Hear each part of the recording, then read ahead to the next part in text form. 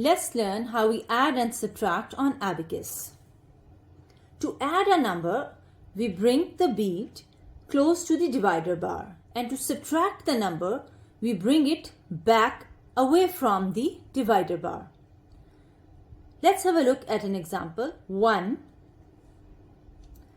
So to add 1, we bring it close to the divider bar, so the value of the abacus now is 1. Now we need to subtract 1.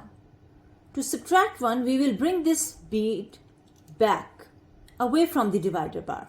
The answer is 0. Let's have a look at another example. 2 minus 1.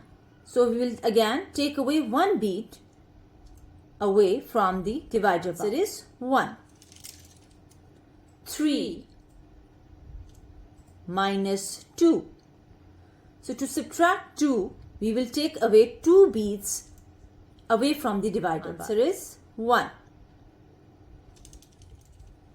4 minus 3. To subtract 3, we will take 3 beads from the bottom and bring them back away from the divider bar. Answer is 1.